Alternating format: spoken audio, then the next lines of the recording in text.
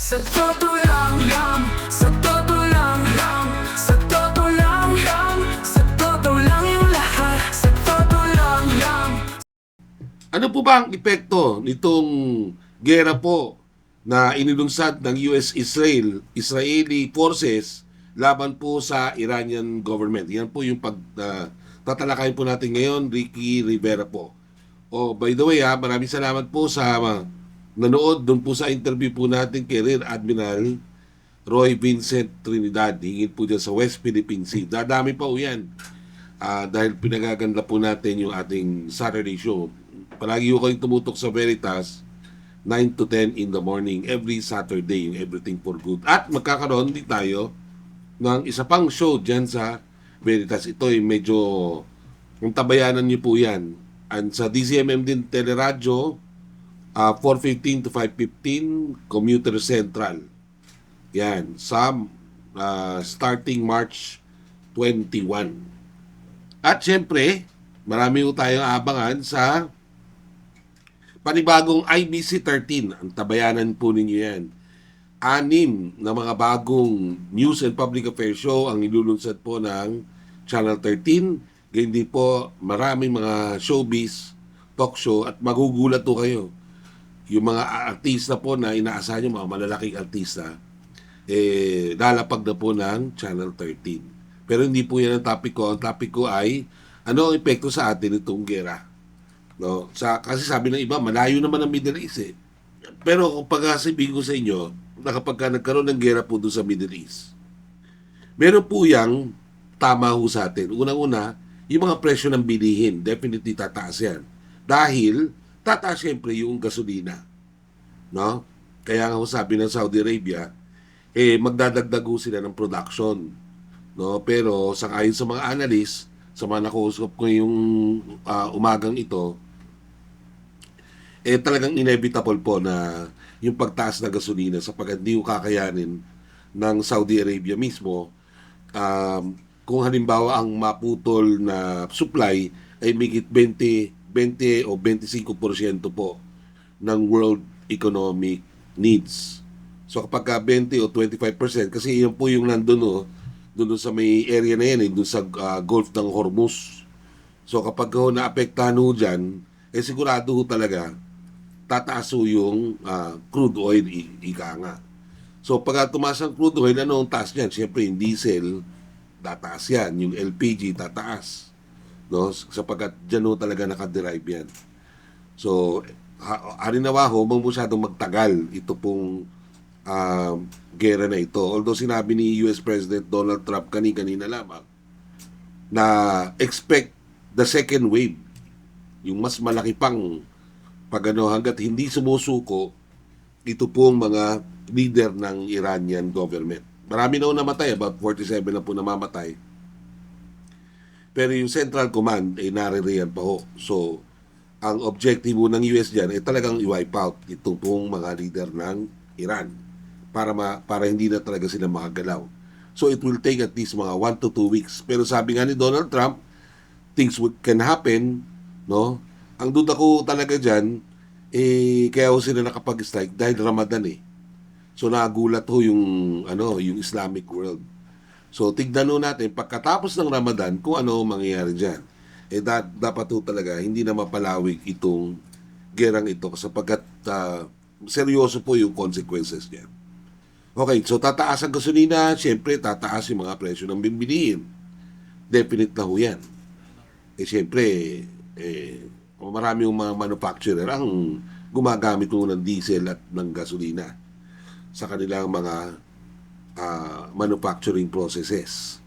At syempre, yung gasolina naman ho yan, kung ano man yung kakarimpot na makukuha ho natin, dinadala ho yan ng mga freight or mga shipping lines. Kapag ho may gera, tumataas din ho yung insurance nun. Ang bawat barko ho, ini-insure ho kasi yan ng mga may-ari. So kapag may gera, basta mataas yung risk, tataas lalo yung insure. So ano ibig sabihin natin yan? Ang ibig sabihin po rin yan ay dagdag taas talaga rin. So, hindi lang ho sa krudo, kundi ho dun sa mga goods. Okay? Dadadalhin po ng mga freight services na yan. So expect ko na mas tataas lahat, halos yan, lahat ng mga imported, no, na mga goods, yung mga ino-order nyo from abroad, siguradong sigurado yan. Tataas ang presyo. Okay? So, sabi ko nga ako kanina, tataas ang crude oil, tataas ang LPG, shipping cost, tataas din. Oo, okay na ho sana kung katulad tayo ng Brunei, na meron ho silang supply na sarili. Pero sa totoo, tayo po ay great importer ng langis, ng energy. So, pag tumaas ang gasolina, syempre, taas ang kuryente, yung transport, at syempre, yung pagkain. So, lahat po yan ay apektado. So, doon naman doon sa, mamaya ho, tignan ho natin kung may epekto rin ho yan doon sa peso and dollar exchange rate. Ang sagot dyan, oo. Kasi, mahina ang ating ekonomiya. So, within a period of several days, baka makita nyo, magpa-fluctuate yung rate ng peso at ng dollar. At kung mahina ho yung halimbawa, yung performance ng Philippine Bourse, maaari pong umakyat na ho sa 60 to 65 pesos per dollar. Ito pong ating exchange rate. At sabi ko nga ho sa inyo kanina, yung supply chain ay talagang maapektuhan yan.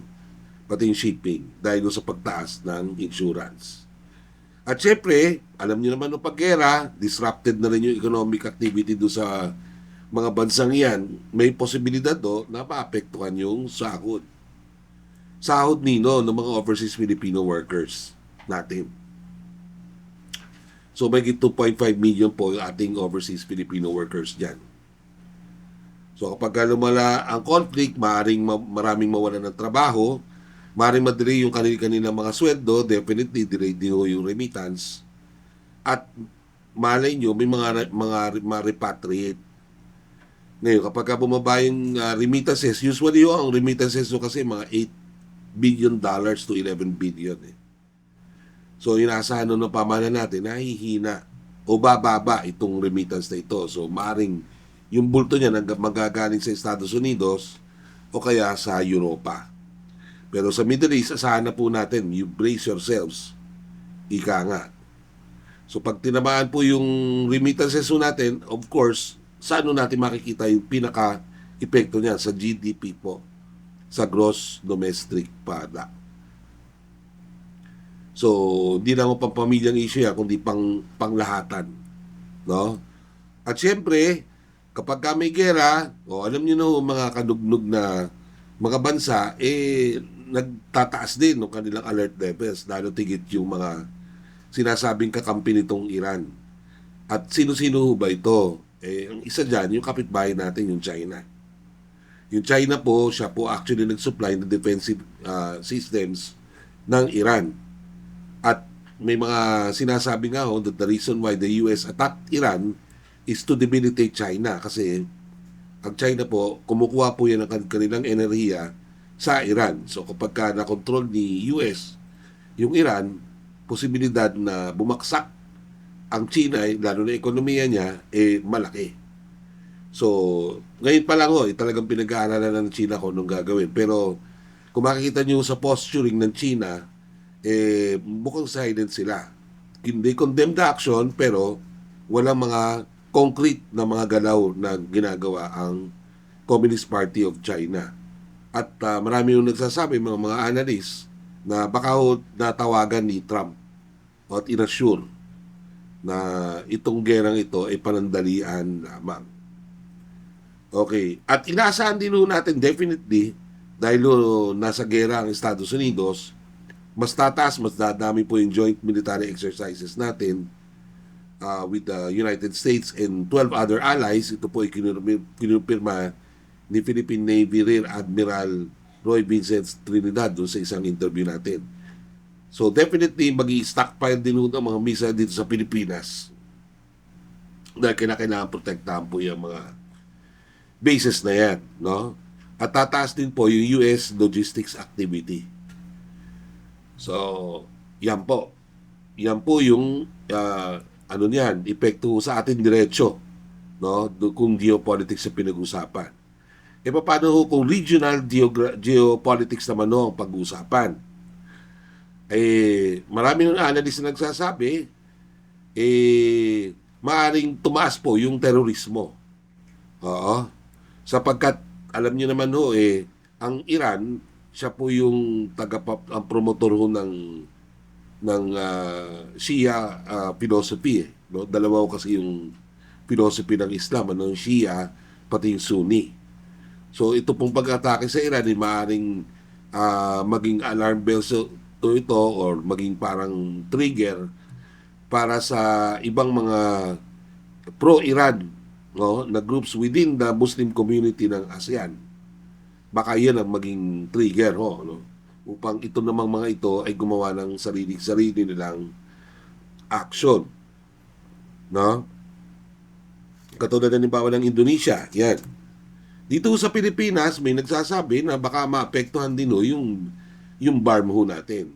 Actually, bago nagkagera, sinabi na ho ng BARM yan at ng mga peace analysts ho na nalalagay ho sa alanganin ito pong peace agreement ng MILF at ng GRP. So, ang tabayanan po natin yan, ano? So, yung long-term effects, marami yung nagtatanong sa akin yan. Anong unang-unang long-term effects? Siyempre, inflation pressure. Sigurado yan. Kasi pagka mataas yung presyo ng crudo, mahirapan ng Bangko Sentral ng Pilipinas, hihina po yung economic growth natin at mas mataas na interest rate sigurado ang ilalapat ng mga bangko dun sa mga papautangin nila. Alam niyo naman mga businessman, depende yan sa utang, no?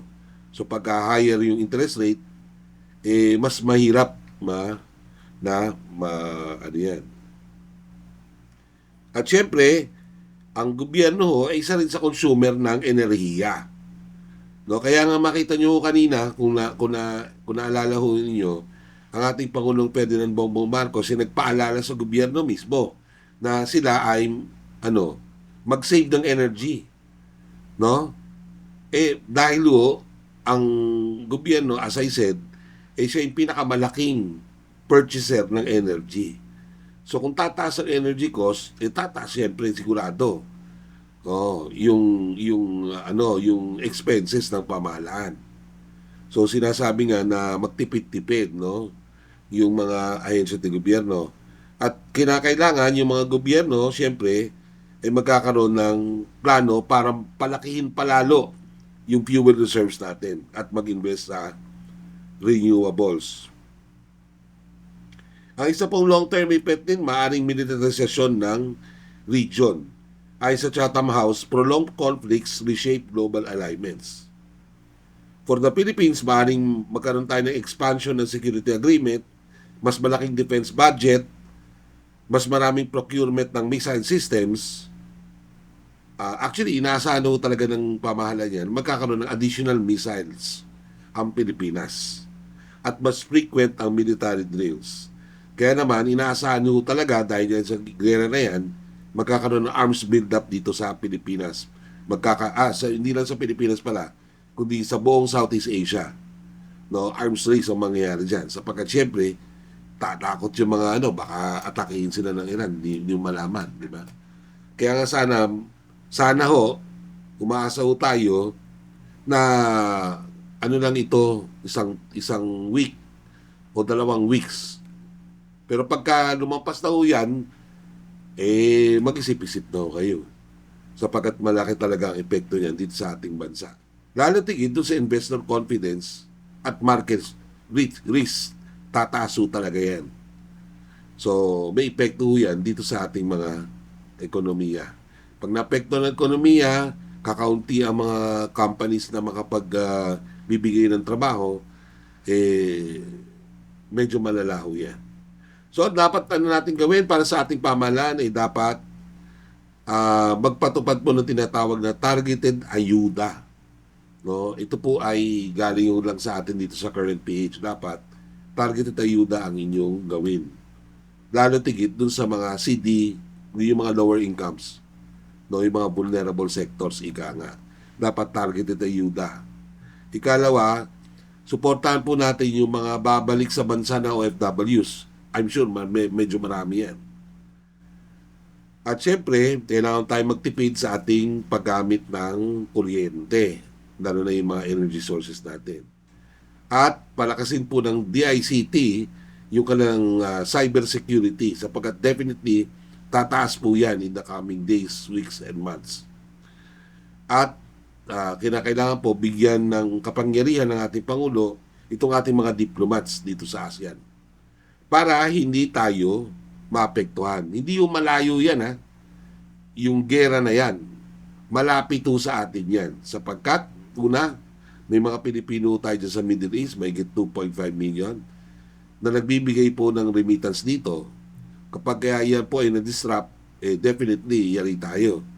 At syempre, yung ating pinagkukunan ng krudo, nagagaling po sa Middle East yan, through Singapore. So, dumadano yun sa Strait of Hormuz. Kapag nagkaroon ng disruption dyan, tiyak na tiyak ko, tataso yung presyo ng gasolina lalo at tataas din yung shipping cost.